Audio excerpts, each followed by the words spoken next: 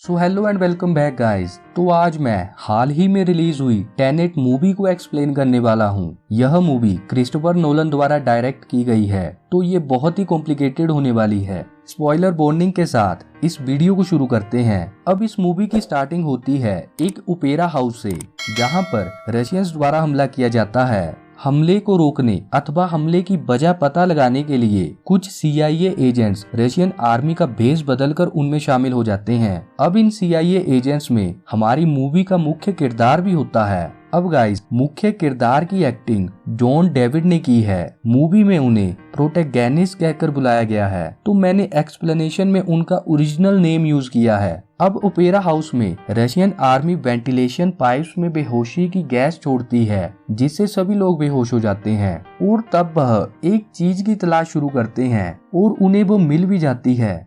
अब गाइस, आखिर ये चीज क्या है, इसका पता हमें मूवी के अंत में चलेगा। अब रशियन आर्मी ओपेरा हाउस से निकलने से पहले वहां पर बॉम्ब्स लगाना शुरू करती है और इसी बीच जॉन रशियन सोल्जर द्वारा पकड़ लिया जाता है। वहां पर एक शख्स उसकी मदद करता है, उसकी जान बचाता है। जॉन उसका चेहरा तो नहीं देख पाता, पर उसके बैग पर लगे एक की चेन को वो देखता है। खैर, अब CIA एजेंट्स को रशियन सोल्जर्स द्वारा पकड़ लिया जाता है, जिसमें टॉर्चर के दौरान सभी मारे जाते हैं सिवाय जॉन के। अब जॉन भी एक साइनाइड से भरा कैप्सूल खाकर सुसाइड करने की कोशिश करता है, ताकि उससे कोई जानकारी न निकलवा पाए, पर वह बच जाता है क्योंकि कैप्सूल नकली होता है। अब जॉन को जब होश आता है, वह खुद को एक हॉस्पिटल में पाता है और उसके सामने टेनेट नाम की सीक्रेट ऑर्गेनाइजेशन से एक एजेंट खड़ा होता है। वह जॉन को टेनेट ज्वाइन करने को कहता है, क्योंकि जॉन CIA के लिए मर चुका है और रशियन वाले भी उसे ढूंढ रहे हैं। जॉन टेनेट ज्वाइन कर लेता है। अब ऐसे ही जॉन की मुलाकात टेनेट में काम करने वाली एक साइंटिस्ट लोरा से होती है। अब जॉन लोरा से पूछता है आखिर टेनेट का काम क्या है। तब लोरा उसे बताती है, हम वर्ल्ड वॉर 3 रोकने का काम करते हैं। जॉन कहता है, यू मीन न्यूक्लियर वॉर। जवाब में लोरा कहती है, नहीं, न्यूक्लियर वॉर से तो केवल प्रेजेंट और फ्यूचर इफेक्ट हो सकता है। तब लोरा उसे एक रूम में लेकर जाती है, जहां पर वो जॉन को गन देकर शूट करने को कहती है। पर यहाँ इंटरेस्टिंग बात यह होती है कि गन की मैगजीन पूरी तरह से खाली होती है और गन शूट करने के बाद मैगजीन में एक गोली आ जाती है। यह देखकर जॉन भी हैरान हो जाता है, आखिर ये हुआ कैसे। तब लोरा कहती है, इसे टाइम इन्वर्टेशन कहते हैं। तब वह उसे 2 बुलेट्स दिखाती है और कहती है, इनमें से एक बुलेट तो नॉर्मल है। यह नॉर्मल बुलेट सिद्धांत के पक्ष में सीधा जाती है, पर दूसरी बुलेट अपनी चाल से विपरीत चलती है। वह गन से बाहर जाने की बजाय लगी हुई जगह से वापस गन की ओर आती है। जॉन कहता है, क्या तुमने इसे बनाया है। लोरा कहती है, नहीं। जॉन कहता है, फिर इसके बारे में तुम्हें कैसे पता। लोरा कहती है, हम कई समय से इन्वर्टेड चीजों को इकट्ठा कर रहे हैं उन्हें एग्जामिन करने के लिए। और तब सीन कट होता है और अगला सीन हमें इंडिया मुंबई का दिखाया जाता है, जहां पर जॉन गन्स की डीलर प्रिया से मिलने आया होता है। यहाँ पर उसकी मुलाकात नील नाम के व्यक्ति से होती है। नील यहाँ कहता है, मुझे भी टेनेट ऑर्गेनाइजेशन द्वारा भेजा गया है तुम्हारी मदद करने के लिए। नील उसकी मदद करता है प्रिया तक पहुँचने में।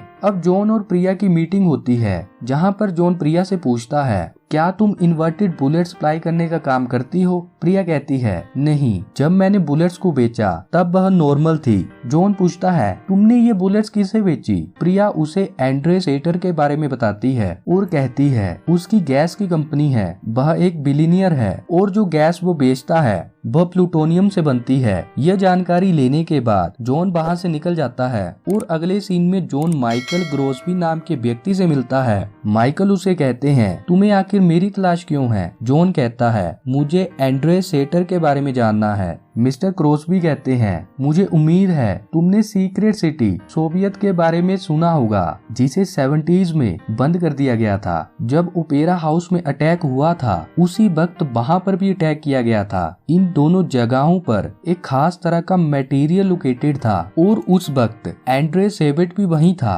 अब गाइस मटेरियल को हम पहले भी स्टार्टिंग में देख चुके हैं, पर उसका क्या इस्तेमाल है यह हमें आगे पता चलेगा। जॉन कहता है मुझे एंड्रे सेटर से मिलना है, मैं कैसे मिल सकता हूँ? मिस्टर ग्रोसबी कहते हैं तुम उसकी पत्नी कैथरीन के माध्यम से उसे मिल सकते हो। अब जॉन एंड्रे की पत्नी कैथरीन से मिलता है। कैथरीन उसे बताती है मेरा और एंड्रे का रिश्ता ठीक नहीं चल रहा, क्योंकि एंड्रे का किसी और लड़की के साथ अफेयर था। मैंने उस लड़की को खुद बोर्ड से नीचे कूदते हुए देखा था और एंड्रे मुझे ब्लैकमेल करता है क्योंकि मैंने उसे बहुत ही कीमती पेंटिंग बेची थी जो नकली थी, और इसी पर वो मुझे धमकी देता है कि वह मुझे और मेरे बेटे को अलग कर देगा। जॉन कहता है मैं असली पेंटिंग अगर लाकर दे दूं तो क्या तुम मेरी डील एंड्रे से करवा सकती हो? कैथरीन मान जाती है। अब जॉन और नील पेंटिंग चुराने का प्लान बनाते हैं। अब जिस बिल्डिंग में पेंटिंग होती है वह एयरपोर्ट के बेहद करीब होती है। जॉन और नील एक प्लेन को सीधा उस बिल्डिंग में घुसा देते हैं ताकि सिक्योरिटी गार्ड्स का ध्यान भटकाया जा सके, और इनके पास 45 सेकंड्स होते हैं उस पेंटिंग को चुराने के लिए, क्योंकि अलार्म बजते ही एक गैस रिलीज होगी जो वहां पर मौजूद सभी को बेहोश कर देगी। अब ये दोनों जैसे ही लॉक्स को खोलकर आगे बढ़ते हैं, इनके ऊपर दो मास्क पहने हुए व्यक्ति हमला करते हैं, जिनमें से एक व्यक्ति टाइम इन्वर्ट कर रहा होता है, जिसकी मूवमेंट समझना जॉन के लिए भी मुश्किल होता है। अब वह व्यक्ति वहां से भाग जाता है और हमें अगला सीन फिर इंडिया का दिखाया जाता है, जहां पर जॉन प्रिया से मिलता है और कहता है एंड्री अब चीजें ही नहीं खुद भी समय में आगे और पीछे जा सकता है। तुमने तो कहा था ऐसी कोई मशीन नहीं है प्रेजेंट टाइम में। प्रिया कहती है शायद भविष्य से कोई व्यक्ति उसकी मदद कर रहा है, पर क्यों इसका पता तुम्हें खुद ही लगाना पड़ेगा। अब अगला सीन जॉन और कैथरीन का दिखाया जाता है, जो जॉन और एंड्रे की मीटिंग फिक्स करती है। अब जॉन और एंड्रे की मुलाकात होती है, जहां एंड्रे कहता है क्या तुम्हारा और मेरी पत्नी का अफेयर है? जॉन कहता है नहीं, मैं तुमसे डील करना चाहता हूँ। मुझे पता है तुम सभी जगहों पर प्लूटोनियम की तलाश कर रहे हो, मैं तुम्हें बल ला कर दूंगा, पर उसके प्राइस में मुझे तुम्हारी पत्नी चाहिए। एंड्रे इस बात पर एग्री हो जाता है। अब नील और जॉन प्लूटोनियम चुराते हैं, पर जॉन जब बॉक्स चेक करता है उसमें से प्लूटोनियम नहीं बल्कि मटेरियल निकलता है। तभी एक इन्वर्टेड गाड़ी उनकी तरफ आती है जिसमें एंड्रे होता है। उसके गन पॉइंट पर कैथरीन होती है। एंड्रे उसे मटेरियल ले लेता है और खुद दूसरी नॉर्मल गाड़ी में एस्केप हो जाता है। जॉन किसी तरह से कैथरीन की गाड़ी में जाकर उसे बचाता है, पर एंड्रे उसे पकड़ लेता है और कहता है वह बॉक्स कहाँ है? तब जॉन सोचता है मैंने तो बॉक्स दे दिया था, पर फिर भी वो इसके पास नहीं है। तब एंड्रे कैथरीन को इन्वर्टेड बुलेट से शूट कर देता है और कहता है यह 3 घंटों तक जिंदा रहेगी, बॉक्स ले आओ, मैं इन्वर्टेड बुलेट वापिस ले लूंगा। और वह वहाँ से चला जाता है, और तभी नील वहाँ पर आता है और कहता है वह मटेरियल वापिस लाना होगा, वह हमारे लिए बहुत ही महत्वपूर्ण है। तभी वहाँ पर टेनेट के कुछ सिपाही आते हैं और उनकी मदद करते हैं, और उन्हीं सिपाहियों में से कैप्टन उसे बताते हैं हमारे पास भी मशीन है जिससे समय में आगे और पीछे जाया जा सकता है। हमारी मदद कोई फ्यूचर का व्यक्ति कर रहा है ताकि हम एंड्रे को रोक सकें, और वो जॉन को समय में पीछे भेजने से पहले ऑक्सीजन मास्क देते हैं, क्योंकि समय में पीछे जाने पर हमारे फेफड़े भी उल्टे हो जाएंगे। वह ऑक्सीजन छोड़ते हैं और कार्बन डाइऑक्साइड लेने लगते हैं, जिसकी वजह से ऑक्सीजन मास्क जरूरी है। और तब जॉन ऑक्सीजन मास्क लगाकर वहां से निकल जाता है। जॉन उसी कार चेजिंग पर जाता है और वह यहाँ देखता है कि टाइम में इन्वर्टेड आने से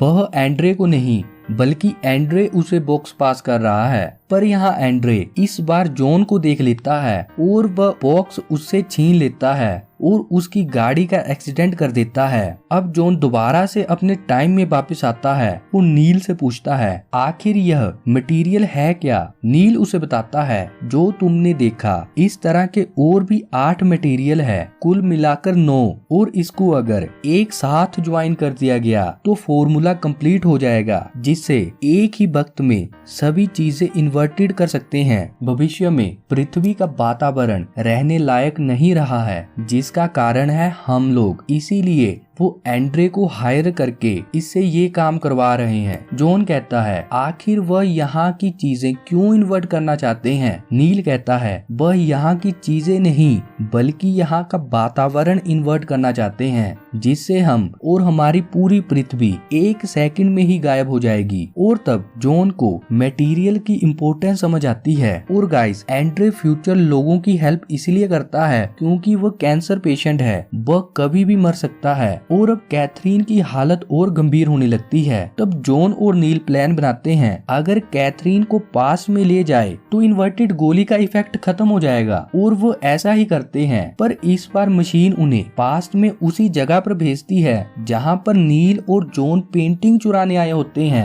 और वहाँ पर अपने ही पास्ट के जॉन और नील से फाइट करते हैं। अब कैथरीन बच जाती है। अब जॉन को प्रिया द्वारा पता चलता है कि एंड्रे ने 8 मटेरियल्स हासिल कर लिए हैं और वह जॉन को टेनेट की ओरिजिन के बारे में बताती है कि टेनेट की स्थापना पास्ट में नहीं हुई बल्कि फ्यूचर से हुई है। तुम अकेले दुनिया को नहीं बचा सकते। और अगले सीन में हमें जॉन और नील को दिखाया जाता है जो प्लान बनाते हैं कि वो एंड्रे की आर्मी को रोकेंगे ताकि वो लास्ट मटेरियल को हासिल न कर पाए। और यहाँ कैथरीन पास्ट में जाती है ताकि वो एंड्रे को मार सके क्योंकि प्रेजेंट टाइम में तो उसकी लोकेशन नहीं पता। अब जॉन, नील और टेनेट के अन्य सोल्जर्स 2 टीम्स बनाते हैं, रेड और ब्लू। यहाँ रेड टीम समय में आगे जाती है बल्कि ब्लू टीम समय में पीछे जाती है। यह दोनों टीम्स एक निश्चित समय में एक बॉम्ब ब्लास्ट करती हैं, जिसकी वजह से हमें 2 बार बिल्डिंग को बनते और टूटते हुए दिखाया जाता है। अब गाइस, नील समय में पीछे वाली टीम में था। वह पहले ही देख लेता है कि कोई मेन एंट्रांस पर बॉम्ब लगा रहा है। उसकी वजह से वह जॉन को इन्फॉर्म करने के लिए खुद को उसके समय तक इन्वर्ट करता है, पर जॉन तब तक टनल में एंटर हो चुका होता है। वहाँ जॉन एक डेड बॉडी देखता है जिसके बैग में वही की चेन लगी होती है जिसका जिक्र मैंने स्टार्टिंग में किया था। और वही एक व्यक्ति मटेरियल जोड़कर एल्गोरिथम सेट कर रहा होता है। जॉन को देखकर वो उसके ऊपर शूट करता है। तभी वो डेड बॉडी खड़ी हो जाती है और वह उस आदमी को मार देती है। जॉन जल्दी से टाइम खत्म होने से पहले एल्गोरिथम को बॉम्ब से अलग कर देता है। और दूसरी तरफ कैथरीन एंड्रे को मारकर बोट से कूदती है। तब उसे पास्ट की कैथरीन द्वारा देखा जाता है। तब उसे समझ आता है कि वह लड़की और कोई नहीं बल्कि वो खुद थी जिसे उसने कूदते हुए देखा था। और दूसरी तरफ जॉन और नील सुरक्षित बच जाते हैं। और जॉन यहाँ नील का बैग देखता है। तब उसे समझ आता है ओपेरा हाउस और यहाँ पर नील ने ही उसकी जान बचाई थी, पर नील को उसने मरा हुआ देखा था। इसका मतलब यह जिस नील से बात कर रहा है वह भविष्य में जॉन को बचाते हुए मारा जाएगा। अब नील कहता है हमारा मिशन कंप्लीट हुआ। तब नील उसे टेनेट की असली ओरिजिन के बारे में बताता है। वह उसे कहता है कि तुमने ही टेनेट को स्थापित किया था और खुद को और मुझे और अन्य लोगों को हायर किया, और तुमने ही मुझे फ्यूचर से पास्ट में भेजा था ताकि मैं इस समय में तुम्हारी मदद कर सकूं। अब सीन कट होता है और अंत में हमें दिखाया जाता है कि जॉन प्रिया को यह कहते हुए मार देता है कि तुम बहुत कुछ जानती हो, और ये मूवी यहीं खत्म हो जाती है। अब गाइस, मैं उम्मीद करता हूँ मेरी ये एक्सप्लेनेशन आपको पसंद आई होगी। अगर आई है तो वीडियो को लाइक करें, चैनल को सब्सक्राइब करना ना भूलें। धन्यवाद।